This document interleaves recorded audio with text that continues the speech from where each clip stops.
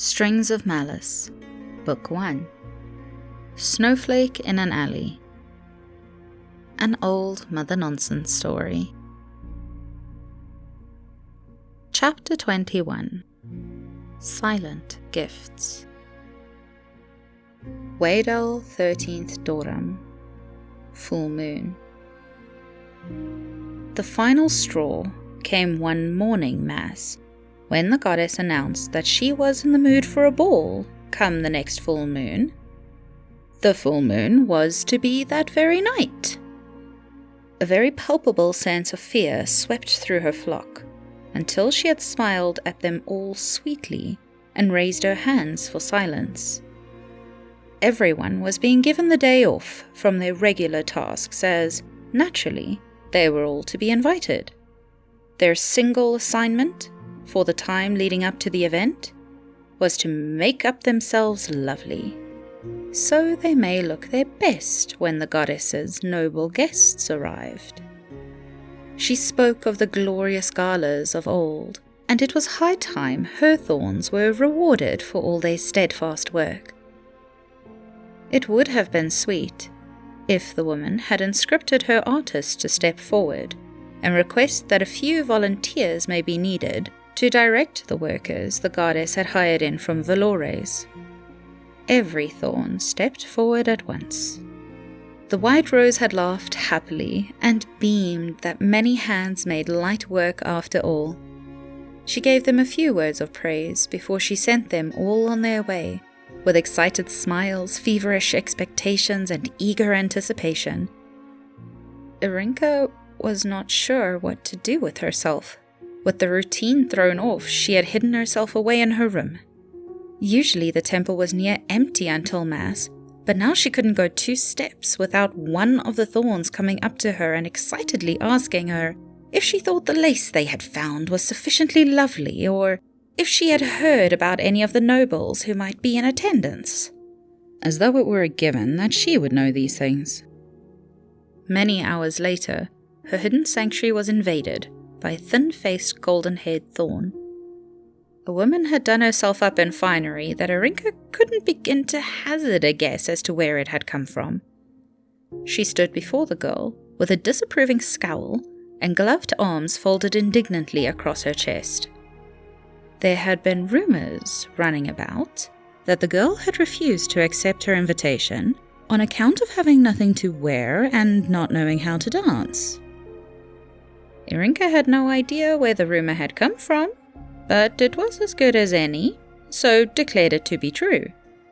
When the woman's insistence that the white rose would be upset had not persuaded the mouse, the cow had resorted to threatening, in the sweetest tones, that the artist's sickness would return if the girl did not comply. Irinka glared at the thorn, who only raised an inquiring eyebrow at her. They both knew she would comply. She had to, but she would be damned if she didn't comply in her own way. Irinka finally relented, but insisted that she could bloody well dress herself. She waved the thorn away dismissively, but the woman did not leave. Instead, her scowl turned into a smile of satisfaction, and she praised the girl for her good sense before she forcibly grabbed Irinka's hand and led her out into the sitting room. 3 boxes sat on the table. One contained a, for once, not entirely black dress, much fancier than even the extravagant nonsense Lady Rosalind had been pushing her into for the past month. The next contained a pair of dancing slippers, and the 3rd box glittered with golden jewelry. "These are gifts from your big sister," the thorn smiled, pushing the dress and shoes into the girl's arms, and placed a hand low on her back as she urged her to get changed. "Quickly now, little doll. The guests have already begun arriving." Irinka slammed the adjoining door behind her. "I will be coming in there in 5 minutes, the thorn threatened her pleasantly.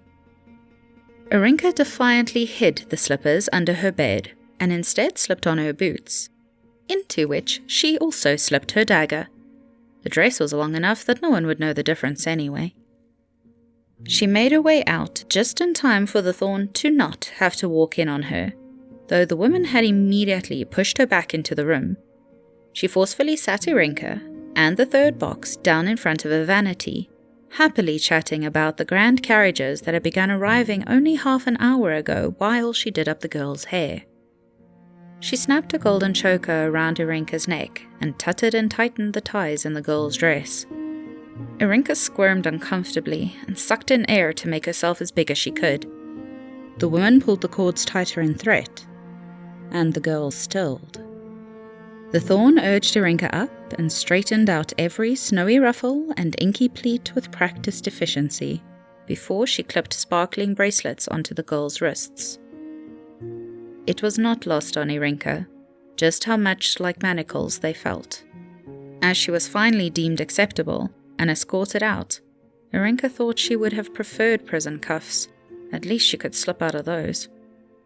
These? She could feel the doctor's magic wound into the gems that matched her ring. It tingled against her skin, and she knew that she would not be able to ask any of the guests for help. The white rose had covered her bases. Maybe Irinka would have to admit that she was not so very vapid after all.